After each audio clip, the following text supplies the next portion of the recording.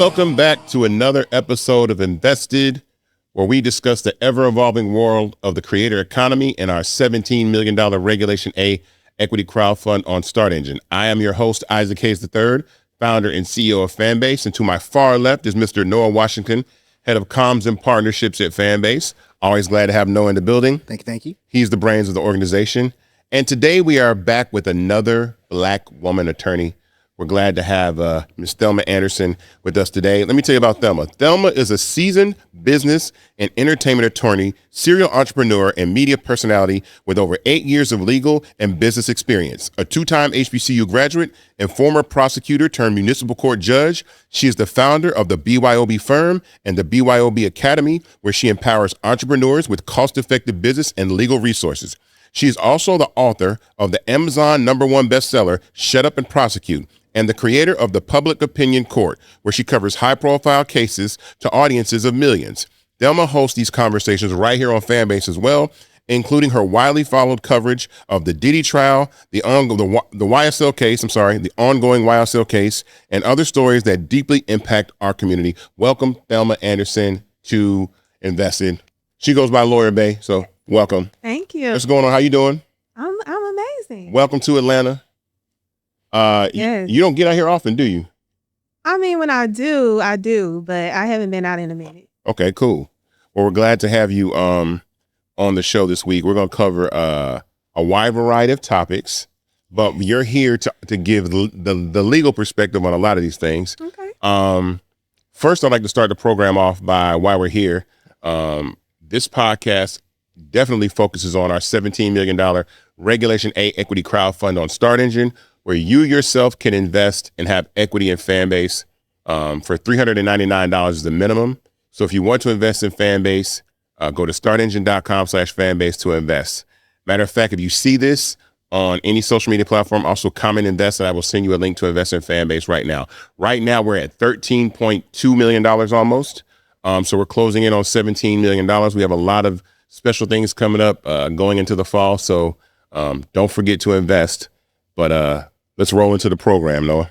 Dude, we have been talking about this first subject for a hot minute. Yeah. Just to give the folks, letting them know what we're talking about. We're going to talk about Jimmy Kimmel. Yep. You and I are both huge Disney fans. Well, prior to this, we're huge Disney fans. Yeah. We love Marvel. We love Disney. Yeah. Like we're big kids. Yeah, we're big kids, right? But you and I, as well as a good percentage of the country, were very disappointed because on September 15th, Jimmy Kimmel of ABC News, ABC, made a comment that got him suspended from the air. I'm going to read it out to the public right now. Right. So Kimmel specifically said in relation to the Charlie Kirk shooting that we hit some new lows over the weekend with the MAGA gang desperately trying to characterize this kid who murdered Charlie Kirk as anything other than one of them and doing everything they can to score political points from it, right? He also accused many in MAGA land of trying to use the event politically and criticized conservatives for distancing themselves from the shooter while simultaneously trying to capitalize on the tragedy, right? Mm-hmm. This all started as a fact that a few different things, right? That there was some evidence that made the kid seem to be more liberal aligned than what was originally reported, right? But as a result of this, ABC suspended him.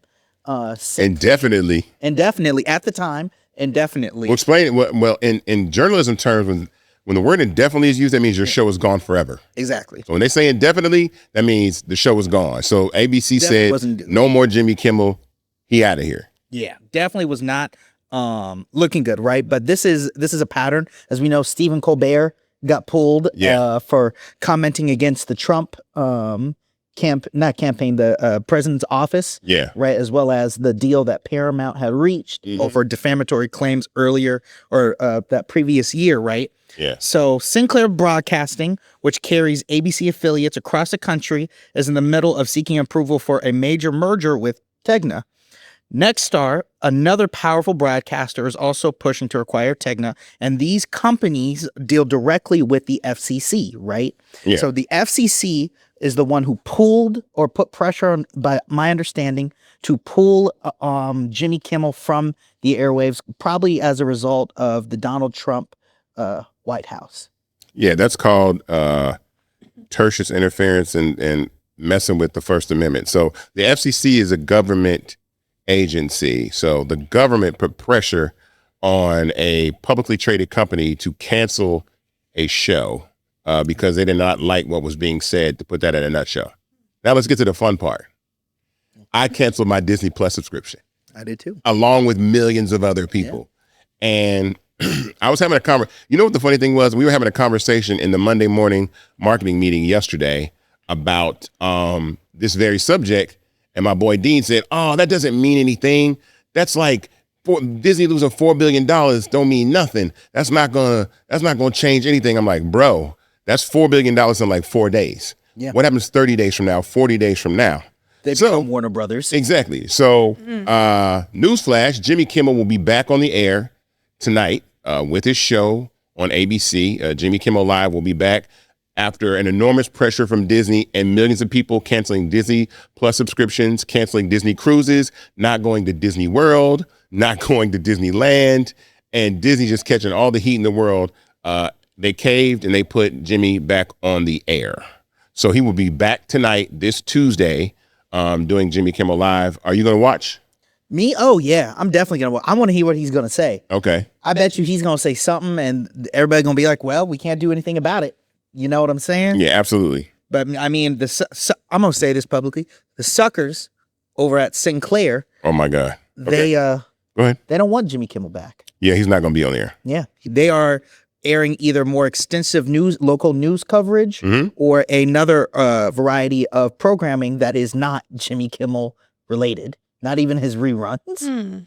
So we want to get into this now, man. Yeah. So the First Amendment protects us against government censorship, or at least it should, not corporate choices. But when a regulatory agency like the FCC pressures networks in the middle of a merger approval, isn't that effectively government censorship? When you say effective, are you saying, are they doing a good thing or not? I mean, that's not.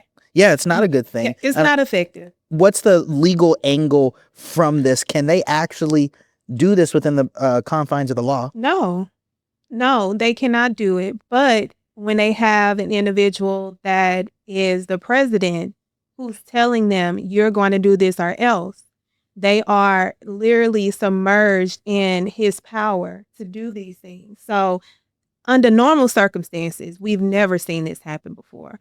But when you put the people you want to listen to you in position, they're going to listen to you. They're going to defy the law because your president has made them believe that he's going to protect them throughout the mess and the illegalities of it all. So I want to get to you. Couldn't Sinclair's ongoing refusal to air Kimmel, even after Disney reinstated him, open them up to scrutiny or public interest challenges in their merger approval process?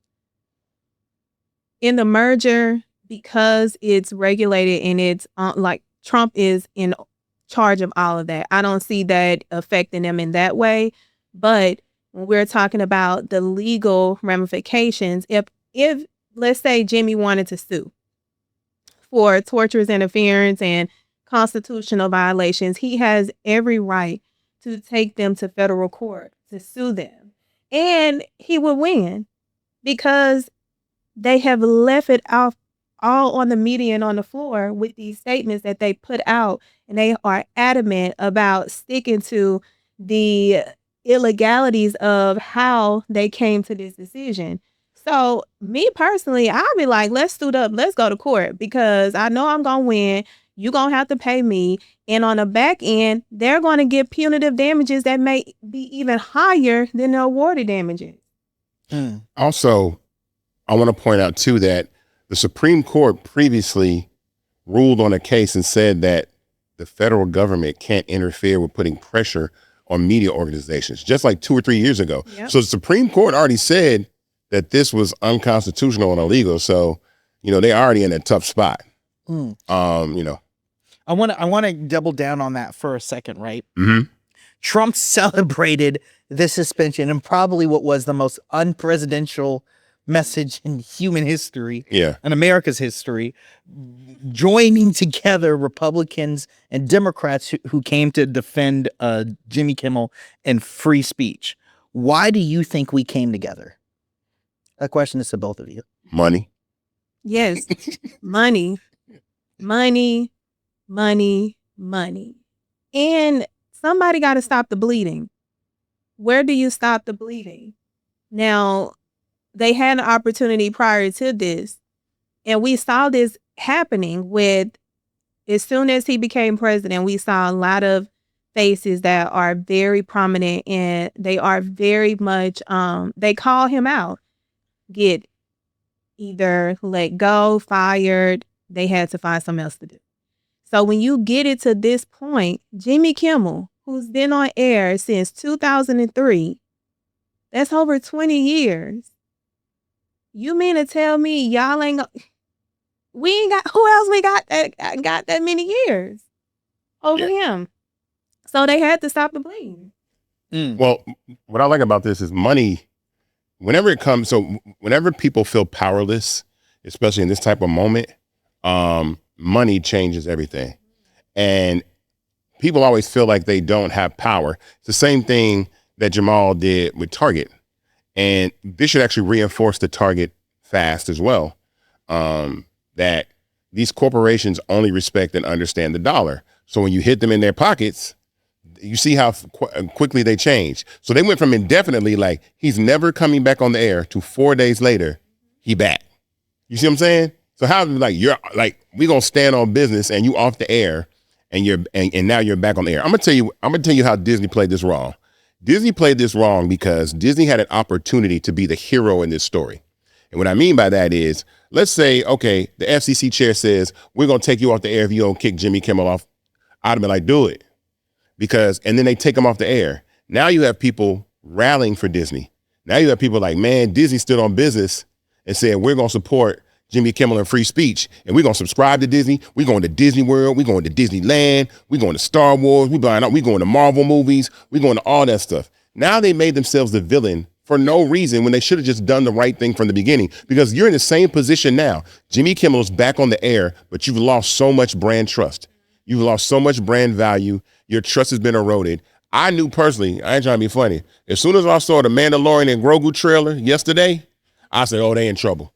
When I seen that, Disney only does that when they need some goodwill. When they need some goodwill, they try to get goodwill out of Star Wars. And my comment was, put Jimmy Kimmel back on the air first.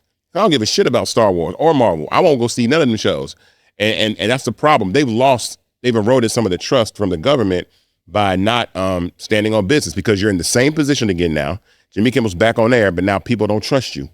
And that's the problem. People don't rock with you. Now the Disney, the mouse is the enemy. Right? You turn the mouse into the ops. Yeah. And that's crazy.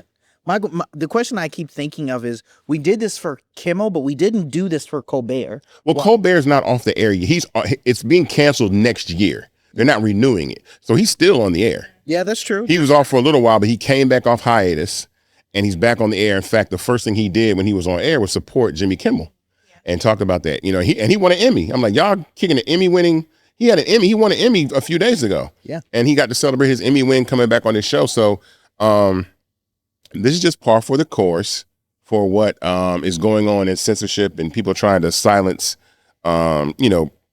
these mainstream media organizations, and really a takeover of what is mainstream media. Well, wait, let me ask you a quick question. Yeah. You spoke to the financial consequences that Disney has faced. Let me ask you, could this be an example of a turning point where the audience shows it has real power to push corporations to protect free speech? Yeah. Absolutely.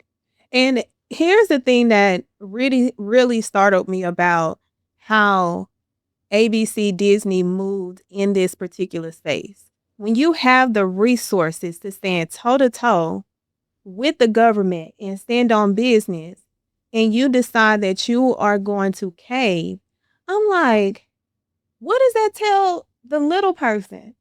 Because that's what they do when people start handing out legal terms and they try to put fear in you, but you have the resources and you have the powerful attorneys in your back pocket, and you decided that you was going to sit on the sideline and say, oh, we're scared. Y'all not scared.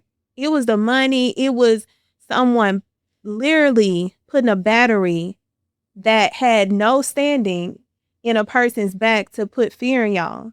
So when you're looking at the Constitution as a whole, and they knew this from the beginning, that these people had no standing. So I can't respect them moving forward in how they handle it, because they had the resources, they had the money, they had the time.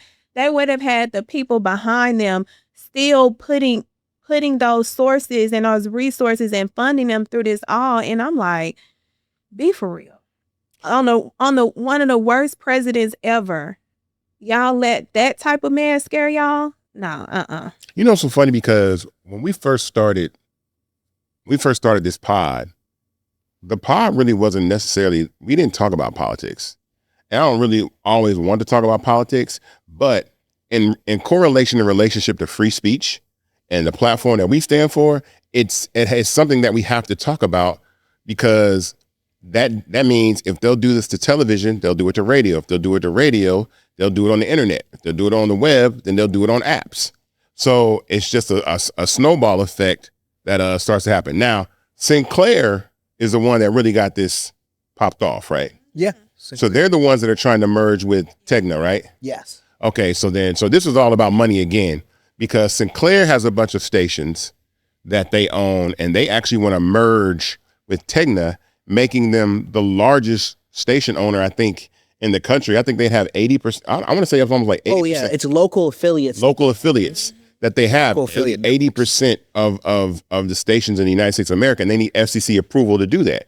So they need the FCC chairman to approve that. So they feel like they made this move on behalf to say, look how we're standing up for Trump, to get them to do that. And then Disney bit that dumbass bait to do that. Yeah. And then Nexstar also followed suit and said that they weren't going to air. Now I don't know if Nexstar showing Jimmy Kimmel. I know that. I actually don't know. Wait, one of them is not. No, Nexstar. One of them is not showing it. It's Sinclair. Sinclair is not showing. Okay, so we don't know if Nexstar is. Yeah. But I'm gonna tell you how they kind of double back too. Because you see how they did with the memorial, the Charlie Kirk memorial. So they played the. No. Initially, they were supposed to air the Charlie Kirk memorial on their networks. But you know what they aired instead, right? Family Feud. Yep. And they did, and they put the memorial on YouTube. So even they backed off of what they were going to say, because Congress stepped up and said, "Look, man, we can't start going in on this First Amendment stuff." As of 52 minutes ago, from me saying, from us recording, Nexstar-owned ABC affiliates won't show Kimmel's return Tuesday, joining Sinclair in preempting program. That's fine. Let them do it. Yeah. I mean, that's their loss. And there's ways to hurt those too, because local businesses don't have to advertise on their networks. Yeah. Or major brands can pull their advertising from them as well, because this is really an attempted. I mean, we're going to talk about this later in the pod about how really the overarching kind of focus of this is the takeover of all media by extreme right-wing organizations, all media. I've been talking about this for a long time. We've been having these conversations for a long time, but that's really what this is about, and how the ball has been dropped from at least remaining neutral, right? Oh, easily. But we haven't lived in an age of neutrality for a long time, right? At least since 2016. Like, we're not a country of moderates anymore. No, I think we were neutral until 2020. I disagree that, and I'll tell you why. Why? I disagree with that, right? Let's call a spade a spade. Donald Trump's election was a result of middle America's anger and frustration over Obama being elected. Yeah, but that was the pendulum swinging in the other extreme. Okay. Right? I could see. And then 2020 brought it back to Biden in the middle. Well, I think the only reason that happened was because of COVID. Yeah. I think I believe that too, that if COVID hadn't happened, Trump would have got a second term. Yeah. 100%. I believe that too. And actually I would have taken it. We would love it right now, because we'd be past. We'd be done and we'd be over. But the lesson was not learned. And I think the lesson is not learned by the Democrats or liberal media or even black folks. You know, the select group of black people that thought once we had a black president, everything was going to be all right and cool. We found out. We effed around and found out with this election. And so, and understanding that, and this is what I can appreciate about the right. When they don't talk, they go into action. They do. They don't talk about it, they be about it. Like 110%. Like, and they came up with Project 2025. Like they had a playbook. And they're running it. And they are doing it. And they're halfway through that shit. And so it's extremely, sobering because now, the other side has to push back. The Democratic Party, the liberals have to push back because, again, I am a person that definitely respects all sides. I don't like extremism from one or the other. We were just having this conversation before we started. Extremism on one side or other side is fine. We have to be able to live in a country where we can disagree how we did before. Because remember, at one point we thought George W. Bush was the worst thing to ever happen to America, right? Now we're laughing about it. We're like, Bush, go back. Call me. Right. Please come back. And George Bush is the ex-girlfriend who didn't do us that bad. Exactly. At all. If we really take a lens at it, his own party was playing in his face. Yeah. Like, and we didn't see it until after the fact. They were really playing in his face. Yeah. So it's interesting times. I'll be watching Kimmel tonight to see what he says. I'm pretty sure he gonna let it fly. He should. He should stand on business. And he really should say something about Disney. I would say I'm important. I'm disappointed. Exactly. He's going the Colbert route. Right. He gonna stand on business. Stand on business. So that's a before we transition to the next subject, that's a good lead for it. Tell the people one more time why we're here. We're here because social media is being taken over and we have to have other platforms that we own. Yeah. And I built Fanbase for that very reason. It's interesting because I'll be honest. When I first built this platform, I built it to give content creators an opportunity to monetize and have freedom and be able to scale their businesses and have fun and make money and democratize the distribution of content for the masses. What's sobering is that it's becoming more of a weight and a responsibility for Fanbase as a company to actually support free speech, because now it's gone from, again, like being a toy. This was fun. This was fun for me when we first started. Like, we're going to build a social media platform. We're going to monetize. We're going to disrupt. We're going to be fun. But as we've seen over the last few years, now people are acquiring platforms that have an agenda to silence people, make sure that they're not heard, and we're in trouble. And so for that very reason, we need to own platforms. There needs to be a new generation of social apps. And so Fanbase is the first of a new generation of apps that are for free speech, not content suppression. We are not leaning one way or the other. We welcome all people to join the platform that want to express their voices. Conflict is an engagement gold mine. So you don't want a bunch of people that always agree with each other on social media, but when it gets a little too extreme is when it can be a little bit problematic. But for those of you that want to own a part of this next generation of social media, you can go to startengine.com/fanbase and invest. The minimum to invest is $399. That gets you 60 shares of stock in Fanbase at $665 a share. Join us, become part of this movement, have equity and ownership. Because once this race closes, we're moving on to the next phase of what we got going on for 2026 and 2027. Man, what a great lead-in. You teed that up perfectly, right? TikTok's U.S. takeover, right? As of 55 minutes ago as well, the AJC just put out a new article. So I'm going to read a little bit going into this segment, right? Mm-hmm. Tech giant Oracle will spearhead U.S. oversight of the algorithm and security underlining TikTok's popular video platform under the terms of a deal laid out this week by President Donald Trump's administration. All the final details still need to be nailed down among several joint venture partners that will include Oracle, investment firm Silver Lake Partners, possibly 2 billionaires, media mogul Rupert Murdoch and personal computer pioneer Michael Dell. The U.S. administration would not have a stake in the joint venture nor be a part of its board, according to a senior White House official. Now, do we believe that the U.S. will have no say? What do you think? Hell no. Like this was the perfect setup for them. And this is just my opinion. I feel like Biden laid out the red carpet for this to happen. And with Trump coming in, and he's already talking, he didn't like TikTok back then, because TikTok was what really led to all of the information coming out during the election run. It was not Facebook controlling the narrative like they did in the 2016 election. So he had a bone to pick with TikTok. So he put that pressure on. Of course, when we had the big issue with it going black, everybody's in a panic because TikTok became the top money generator for a lot of individuals who no longer had to punch into a 9-to-5.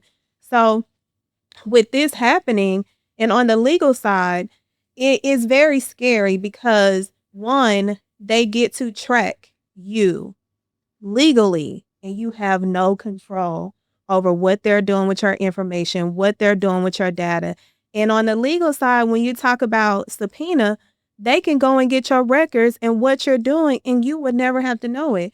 TikTok has the way TikTok is right now, there are different avenues and measures you have to go through on the legal side. But now with it merging to the U.S., you don't have control over your algorithm. You don't have control over who your information is being shared to. And what happens if there's a leak? I don't trust these 3 companies in particular who's taking over. So I want to jump in and say that initially, like Oracle, A16Z, Silver Lake Partners were the ones that were supposed to be acquiring TikTok. China would have 19.9% ownership of TikTok, this new version of TikTok. Another thing is that it will require the U.S. users of TikTok to download a new app and then migrate over to that app. And then that algorithm will be trained and controlled by Oracle, which already handles TikTok's data in the United States of America. So Oracle had already handled TikTok's data. They'd been handling TikTok's data in the U.S., but now they'll have control of the algorithm. And so now to make this point, bring this point home, Larry Ellison is a Trump fan. Yep. A16Z Andreessen Horowitz are Trump fans. In fact, again, I'm going to say it again, that they're the ones that hired Daniel Penny to be an investor at A16Z, who murdered Jordan Neely, the guy on the subway, with no experience in how to invest. So you hired a murderer to be an investor because he killed a black man. And now they're taking control of TikTok, or ownership of TikTok. They're the ones that funded Clubhouse. So I put all this out there so that we're moving into an era now where, and this is what I will say about this moment in history, because we were talking about this yesterday on the Monday marketing meeting. Are we in a marketing renaissance? And I say we're in a marketing renaissance because now you actually have to look at who owns the company. Now you're going to start to pay attention to who actually owns the company before I start using this product. Before I start doing business with people, I'm going to look and see who owns this company and who owns this product. Because you see Steak and Shake just jumped out there. Bro, Steak and Shake went out there, jumped out. Yeah. No, it's okay. We don't have to worry about that. But these corporations are letting you know where they stand. And so you can actually direct your dollars. So when Target fails to do what they need to do, when these apps fail to acknowledge black people or restrict black ownership in the way that they need to do, they do that. So we are in a marketing renaissance where, everything is politicized now. And that's very, very dangerous because, you see Apple ain't said nothing. They chilling. Google really didn't say anything. Now they are in proximity to Trump, right? But I think it's for other reasons that they probably have to be there because they're so large and he can make things hard for them or whatever. But they're not making a stance one way or another. And that's extremely important. But we are in a marketing renaissance. We are experiencing a change in ownership of technology and it's something that is pretty interesting to watch, but it's very, very scary for a lot of people, especially for the users on TikTok. Imagine people have been building platforms for years and years and years, especially people that speak out against censorship, speak out against things that are happening overseas, right? With Ukraine, in the Middle East, right? And so they're in fear that their accounts will be canceled, their accounts will be censored, their accounts will be banned. And so this ownership is really scary. And then Rupert Murdoch and his son have joined Fox News, is now another party that has come to the table that could potentially own part of TikTok. So let me explain that. You got Oracle, A16Z, Silver Lake, and Fox News are all taking over TikTok in the United States of America. The Legion of Doom. And they all love Donald Trump. Let me ask you this. So what do you think from a legal perspective that does for the users on the app?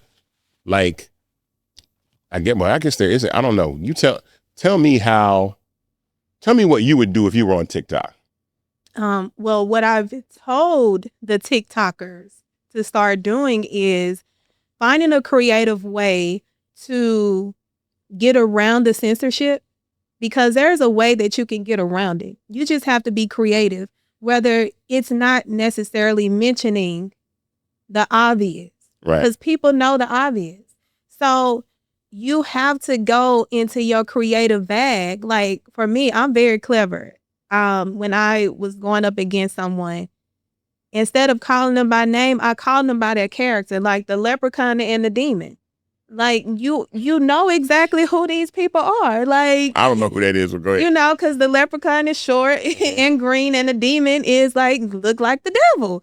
So you got to get clever in how you identify these people, because your message can still be pushed to the masses outside of the censorship. But if you get clever now, they won't be able to navigate towards your trying to censorship you, because now you figured out a way, whether it's you saying something that's clever or taking their words and using it against them in a way that now redirects, because if they see their face and they're like, oh, this is one of us, they think you agree with it when you really not, and you bring in awareness like, this is a contradiction. So you really got to get clever right now in order to get ready for the censorship that is taking over.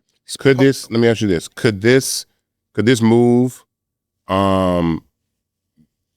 trigger creators to join other platforms that they feel are not politically controlled? Absolutely. I see it all the time now, especially on TikTok. They're trying to figure out, okay, well, where we're going to go, what we're going to do. And even on a lot of my posts, and when I mention Fanbase, I get a lot of people in the comments, well, I'm finna go download Fanbase. I'm finna do this, because they understand the end is coming. The end, as you knew TikTok to be, is no longer. You just got to come to terms with that. And I think the term started in January. They should have realized, okay, now it's time for me to migrate to different avenues, like whether it's the streaming platforms, what other avenue that you have that is not going to censor you, and having a migration that is easily and readily available on Fanbase allows them that opportunity to easily navigate, and they understand like, oh, it's not as scary. Well, let me elaborate on that for those that don't know.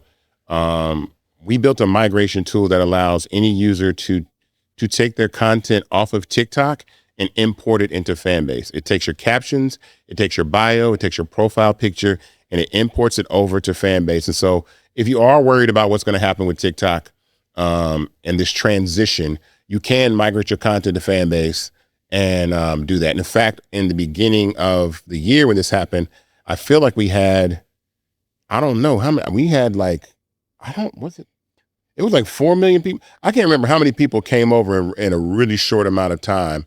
It was definitely a mountain. The chart went like yeet. It was 400,000 people that came over in just days that started migrating their content and bringing it over to Fanbase. And that was just TikTok being down for 12 hours. Now, what's supposed to happen is this new app is supposed to come out. You're supposed to migrate your content, and they're going to sunset the old TikTok.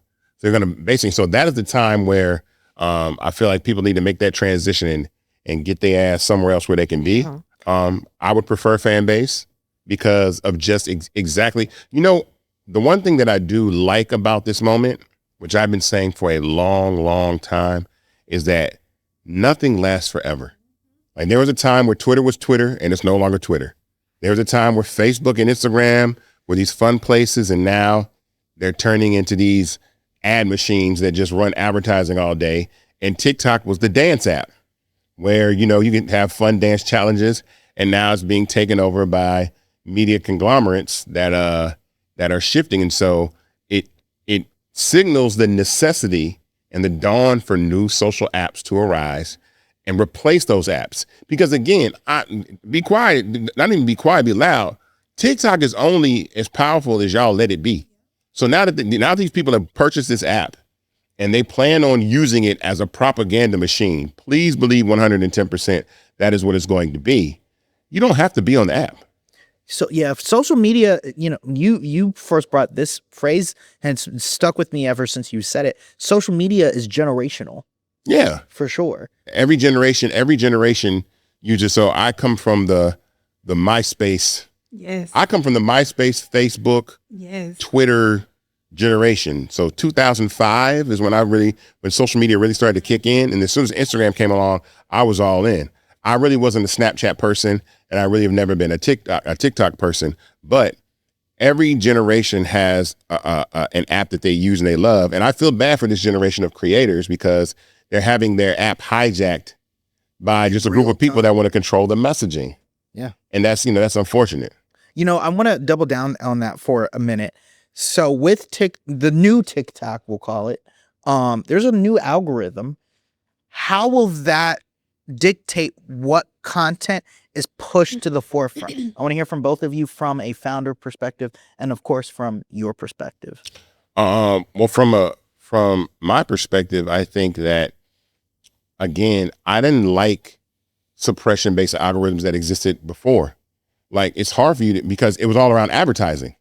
Because again, my whole thing about this conversation was you weren't getting seen on Instagram or TikTok because they didn't want advertisers to come and pay you. If you didn't think you weren't getting seen on TikTok before, you said, "Oh yeah, it's a wrap." No, you're not getting seen at all. So from the algorithm perspective, and especially Black culture, because these algorithms are trained. So when I heard Oracle is going to retrain the algorithm, so what if Oracle? This is hypothetically. What if Oracle retrains the algorithm to not even acknowledge people of color?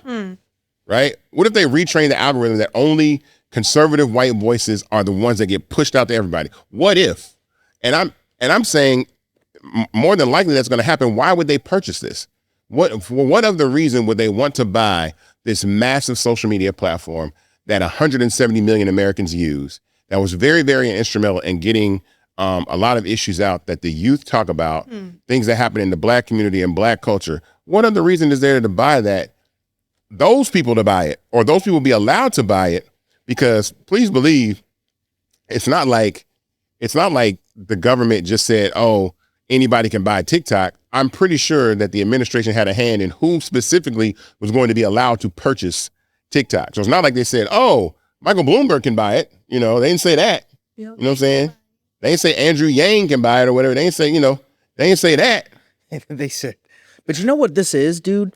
This is all just yellow journalism. It just came full circle. Means changed. Yellow journalism, if anybody's familiar with the story of Hoke Smith from the Atlanta Journal and the Atlanta Constitution at the time, that's all this is. This is just another means to get propaganda out there.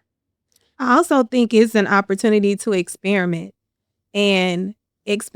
how back in the day when we heard the stories of our elders talking about how when they would turn in a test and they know they studied very hard for the test and they know that was one of the smartest in the class, but they will always get an F because they circled Black. But when they start circling white, they getting all these A's and high grades.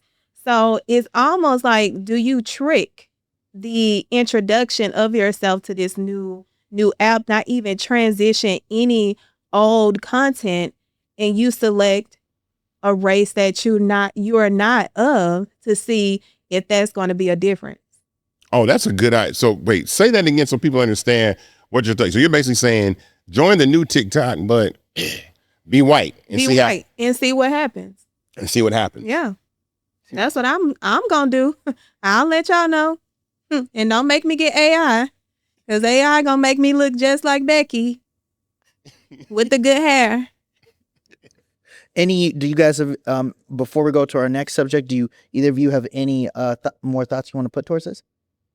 I mean, I'm just, again, we saw this coming. This is a huge opportunity for, well, I'll say this. Well, we'll get to that in the final segment, because I think this next segment is going to bring it full circle. But this is a transition into a conversation that we've been having for a while, and this last message is going to bring it all home. Before we get into it, why are we here, Mr. Hayes? We're here also to promote our Regulation A equity crowdfund for Fanbase on Start Engine, right? And so Fanbase has over 23,000 investors that have already invested. We've raised over $23 million. It's just this particular round, we're raising $17 million, and we're at about 13.2 million of the 17. When this round closes, we are moving on to our agenda and our goal for 2026 and beyond. That is very inclusionary. We are building our own algorithm right now, and we are going to be training that algorithm on all types of data, including African-American people, marginalized people, people of color, LGBTQ community, all these other communities, because I wanted to make something inclusive that includes all races of people globally. I wanted to build a global product. We're on iOS and Android in 190 countries and territories around the world. So you can own part of it, and then ownership, because look what's happening. These big guys are buying all these big platforms, but the people don't own a platform. And so this is your opportunity to own part of Fanbase. Go to startengine.com/fanbase and invest. The minimum is $399. That gets you 60 shares of stock of Fanbase at $665 a share. So you can have equity. And this message goes out especially to the TikTok community. This message goes out to you. You built TikTok to this massive corporation, this massive social media platform that you do not own. And now somebody has come and snatched it from you. So the next time, here's an opportunity for you to own the next one. Bring your talent, bring your culture, bring your energy to this platform, and have equity in it. So this message goes out to the entire content creator community, the creator community, the people that believe in free speech community. Own it. That's the only way that is going to make a difference in what is going on with these apps, is when people own these platforms and really scale them up and really make competitors against these giants. Let me add something to that, because I think it's also a great opportunity, because I see all the time on my algorithm on TikTok with these individuals that are teaching other creators how to control and grow and make money on that particular app.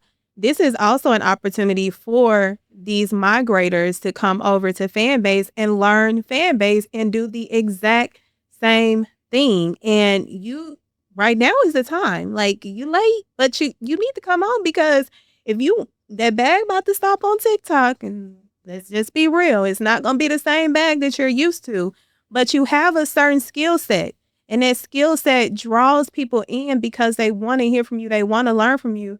So bring that learning on to Fanbase and do the exact same thing. This is a real Fanbase user who just said that, guys. She be in there holding court. We did not ask for that shout out. So thank you for that. We appreciate it, though. We appreciate it.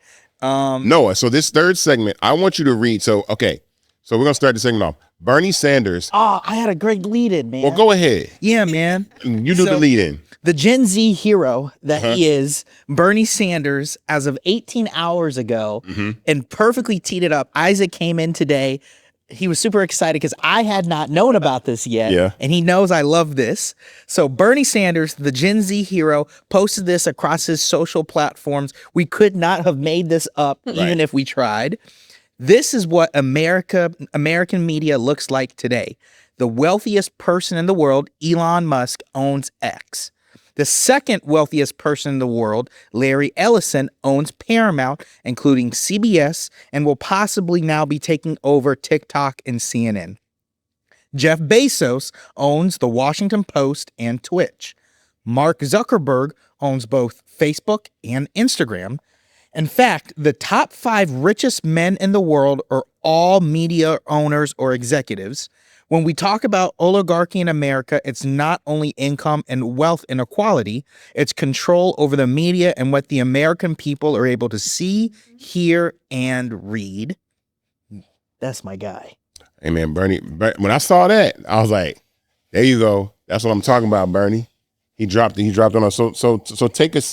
So Bernie Sanders is basically talking about this vacuum now that these billionaires have acquired all these platforms. The first thing that I want to talk about is that we saw this coming. Yeah. Right? And I think that the Democratic Party and those that have wealth on that are either left-leaning or center-leaning did not do anything to counteract this. 100%. You know, there was, you and I were witness to Jasmine Crockett. She spoke about this. Because of a brilliant question that Noah asked, by the way. Thank you. I appreciate that. Thank you. No, Noah asked him to make, so Congresswoman Crockett was here in Atlanta and she spoke, and Noah asked her this amazing question that actually led her to actually give kudos to Fanbase for starting another platform, but really understanding that the Democratic Party takes an L. Like, they're so far behind. They don't know how to use these apps. They're not connected with the youth. They're a little bit arrogant. They're a little bit old. They're not tapped in. And these acquisitions are proof of that, because you have, like I said, you got Elon got X. There's Truth Social. Zuckerberg is now a fanboy of Trump. That's Facebook. That's Instagram. You got Oracle and Fox News and A16Z buying TikTok. You got Jeff Bezos, which has Twitch and the Washington Post. And so you're seeing this movement to own all media. And where are the Democratic billionaires? Where is Michael Bloomberg? Where's Michael Bloomberg got like $160 billion. Like, Michael Bloomberg, see, this is the point that there needs to be a countermeasure to fund. And I hate that social media is being politicized in this way, because it's not supposed to be, because I didn't build an app to be one way or the other. That doesn't help it. I wouldn't have put it in all these countries and territories if I wanted only one type of people to use the app. But it points to a bigger problem, which is that, these people got to step their game up, because these big boys they understand, again, as I say every week, that while we think social media is a toy, it is a tool. It is the way that we will consume media. It is the way that mass media will be consumed. It is how messaging will be consumed, because we're absorbing this information in 15-second bites. We're seeing headlines, right? Growth hack, I'll give you a growth hack. I've had the most enormous growth on other social apps as soon as I turned my page into media. Mm-hmm. As soon as I started turning my page into media and telling the stories that I thought black media won't tell, or my version of the story, I'm seeing enormous growth, because that's how people are receiving their information. I get it, we want to have fun, but people are actually coming to what I have to say as a news source on all the platforms, including Fanbase, about what has to be said. So that is something that I feel like is a big problem, and that the Democrats getting their ass whooped.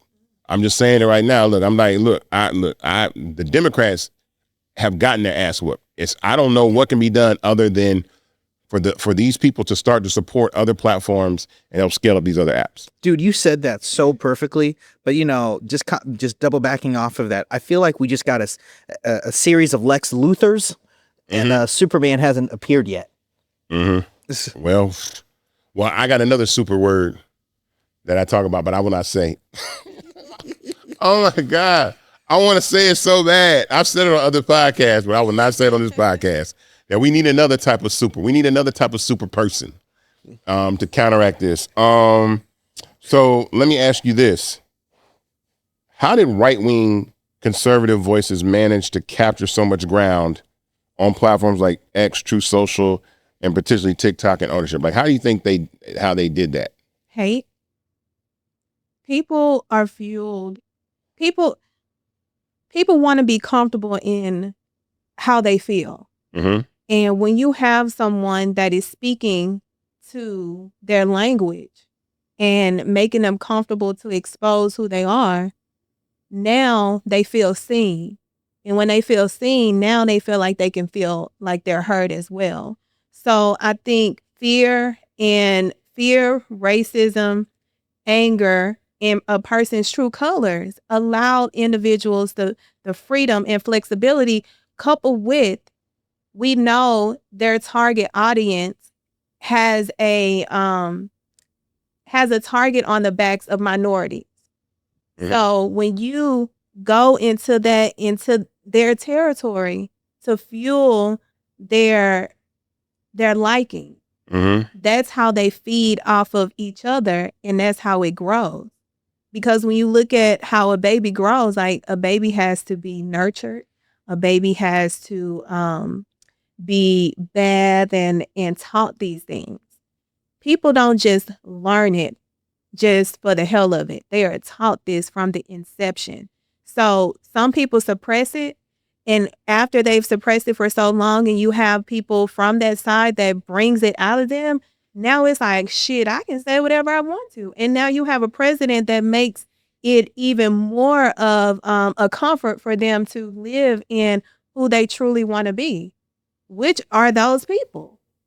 You have been very outspoken about legal cases involving the Black community. I want to talk about like what do you think? So for like the Carmelo Anthony case, what do you think the ownership of these platforms do for people like you and other social justice warriors getting their messaging out on platforms like TikTok and Instagram? What do you think these acquisitions do for your voice? It makes it harder. It actually suppresses.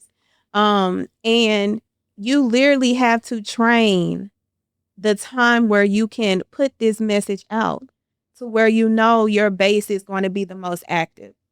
Because if you don't, then whatever you're trying to get out is not going to get out. And you have to be more extreme in how you approach the conversation. You can't approach it with in an MLK tone. You got to give them the Malcolm X, because that's the only way that they're going to gravitate towards what you are really saying. The urgency and the reality of what we're dealing with is still what our ancestors dealt with. But do you think that this actually limits your ability to? You think it will limit the ability for you to highlight these cases? Because I asked you. Remember, I asked you the other day. There's a bunch of women that are being found missing in Houston. Mm-hmm. Right. So my point is, we don't hear about that on these social platforms, or if they're black truck drivers that are going missing, or we've had 2 lynchings. You know what I'm saying? And nobody's talking about that, but we're talking about other people. Yeah. And so are you worried that those types of issues will be suppressed? So put it like this. Do you think this is a good question. Do you think on this new version of TikTok and these other platforms like X, do you think the Black Lives Matter movement or George Floyd would have been able to flourish, or would they squash them? They wouldn't have been able to. Well, they would have been able to flourish at that time because of the climate that we were in. Mm-hmm. You got to look at the climate that we were in an exigent circumstance of a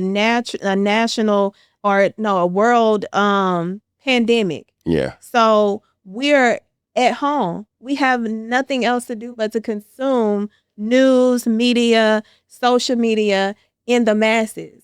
So that ignited a community because we sat in our homes, whether we were working from home, and we watched it with our own eyes. So from that standpoint, because we were mobile in our homes, mm-hmm. we had no other choice. But now that we're able to be out and free like it never happened, now we got to get even more strategic in how we are able to put out these stories so that they can reach it. And that's the responsibility of Black media. Black journalists, they have the same responsibility. And if you have the responsibility to report on everything else, you have the platform, you have the reach. Let's continue to push these stories and make sure that they are seen and heard. But we've seen Joy Reid from MSNBC. Yeah. Yep. We just saw the writer Karen. I don't want to mispronounce her last name, but from the Washington Post. Yep. That was fired after 11 years. So social media is the next place they do have to turn. So now if those platforms are gone or they're controlled by people that want to silence and suppress voices, where does that leave? Y'all better call Roland. Yeah. Ask him how he did it. He got the blueprint. And that's the thing. Like, all it takes is one of us to figure it out. Yeah. And then we have a responsibility when we see, because the one thing about the African American community, we have a fear of leaving. And that's the wrong fear to have. Why do we have that fear? Because that's how we were taught. That generation, to work, to have a boss, that generation no longer was going out to sustain the household as an entrepreneur. Right. So when you have that and that fear and that sense of loyalty, I don't know why we have the fucking sense of loyalty that we have. Don't nobody owe you nothing.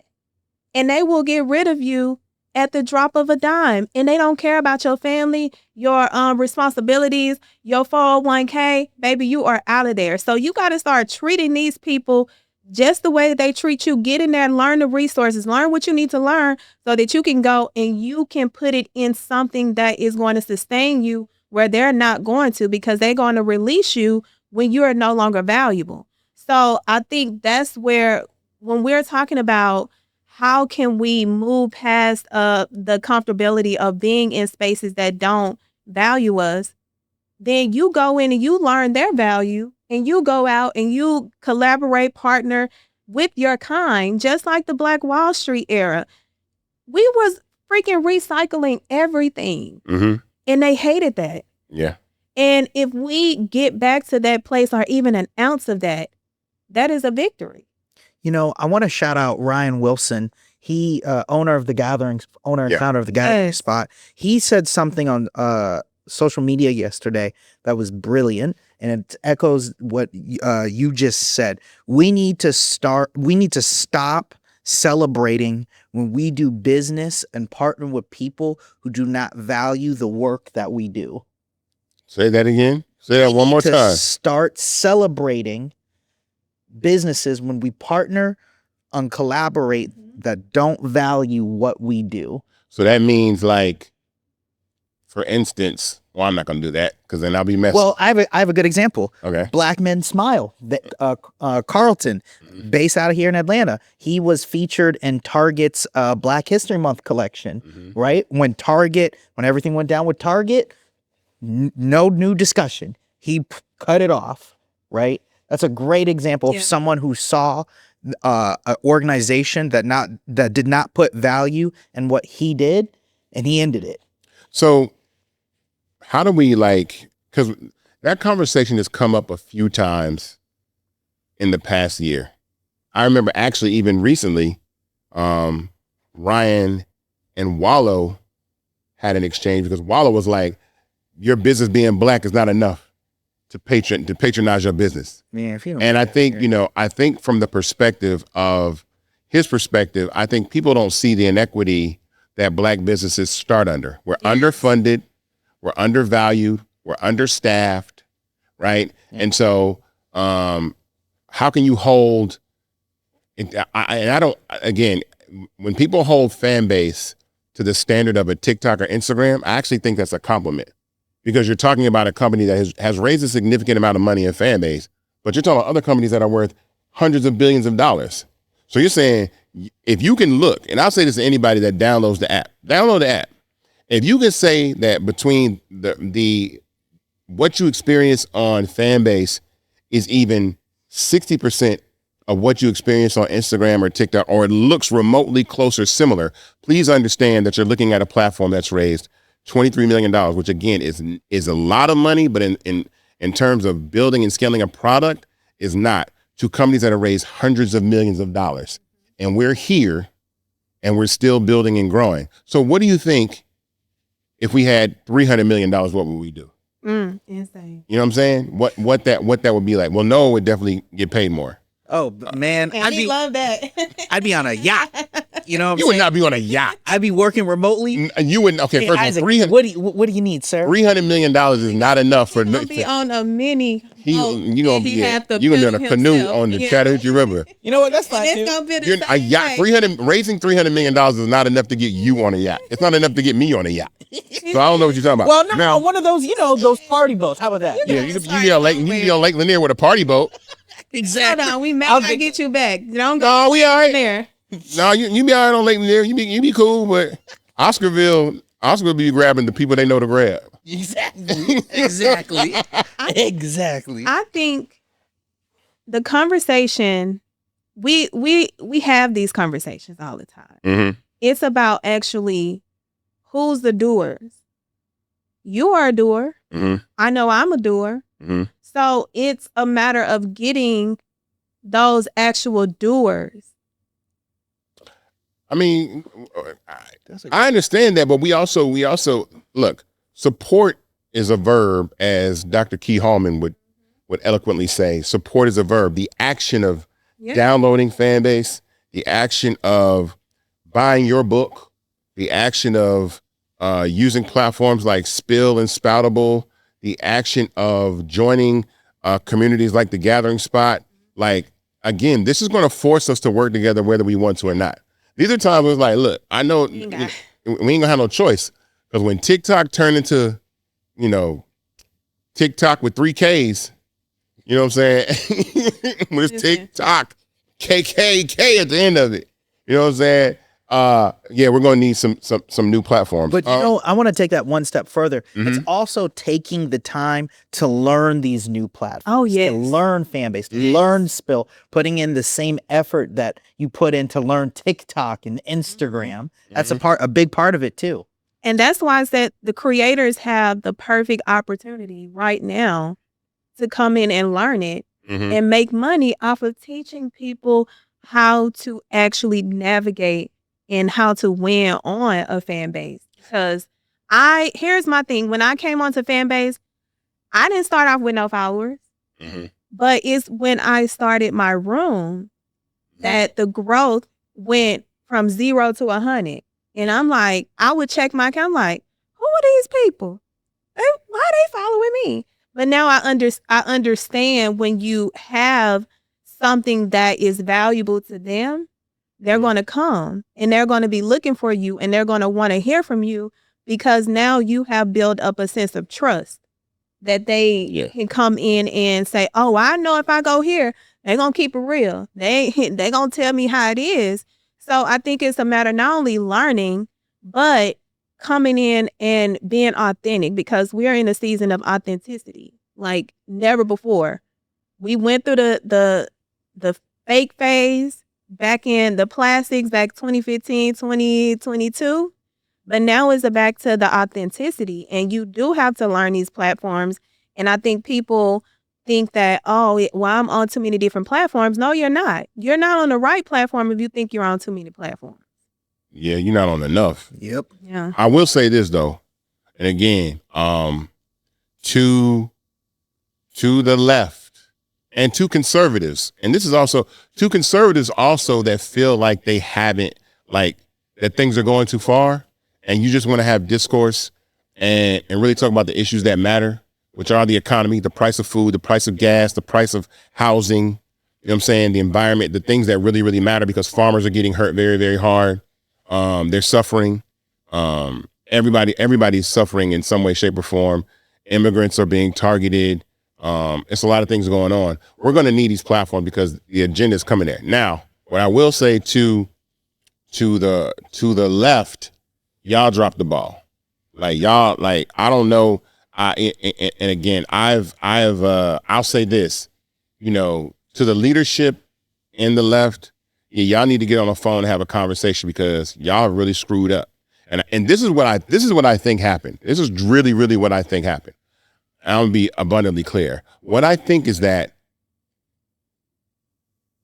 Democrats and the left underestimated the right and conservative people of this country because they thought they were ignorant.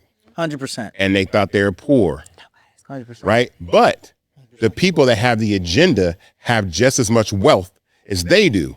So while you think that you run the world with Jimmy Kimmel and you run the world with Jimmy Fallon and you got all this great music and you got TikTok, while you thought that all your messaging was being handled, they were buying the institutions that this messaging goes through, and you got caught and you look stupid. And the arrogance needs to stop. I will say this, and again, I know that Kamala Harris has her new book out. And it was 170 days. 107 days. 107 days. I will say in those 107 days, there were a lot of things that I felt like could have been done, but it's too many people that think they know what the hell they talking about, and y'all don't know what y'all talking about. And as a person that's lived in the social media ecosystem for now almost 6 to 7 years, 24 hours a day, 7 days a week, that's where I live, you have no idea what you're talking about. So the Gavin Newsoms of the world, the Jasmine Crockett's of the world, the Bernie Sanders of the world, y'all need to get in touch with the people that are actually building these platforms and creating spaces to have discourse and dialogue, because you're going to get your ass whooped. Yeah. They're buying these platforms so that there are no opportunities for people to get messaging out when you're voting. And the midterms are coming next year. And then in 2028, you got to stop like, yo, y'all do not know what y'all talking about. And you're getting your ass whooped. The gloves are coming off. They're being openly racist. Like, really, what's old girl? What's her name? What's that? Laura Loomer? Look, let me tell you something. Laura Loomer called Jasmine Crockett a black bitch. And if that ain't enough for every black woman in America to take off their earrings and pull out the Vaseline, we know what that means, all right? And get ready, because that is crazy. Like, that right there is ridiculous, because that's how bold they're getting. They're saying the most racist and egregious things because they know they have the platforms to do it. And we have to fight back. So I thank you all for being here today. I'm going to close this out with, again, we're here to raise capital for Fanbase. We're here to build the next generation of social media platforms that we own. These conversations are turned more and more urgent week by week by what's happening in this country, with now these people are purchasing these platforms and that there's really no places to go. So I implore you, download Fanbase, right? Migrate your content from Instagram or TikTok. That sheer movement, mass movement of people, also increase the value of the platform, which help us raise more money, but also invest, because I want the users that are early adopters of the platform and believers in free speech and support all races of people. I don't care, white, black, Asian, whatever it is. Just want everybody to have a level playing field on social media to invest on this platform. So go to startengine.com/fanbase to invest. Grab you some equity in Fanbase and comment invest on this post to receive a link to invest in Fanbase right now. And I will send you a link to Fanbase right now. One more time. Comment invest on this post and I will DM you a link to invest in Fanbase right now. The minimum to invest is $399. That gets you 60 shares of stock at Fanbase is $665 a share. Invest in Fanbase on startengine.com. Thank you. We'll be back next week for Invested, a Fanbase podcast. We're out.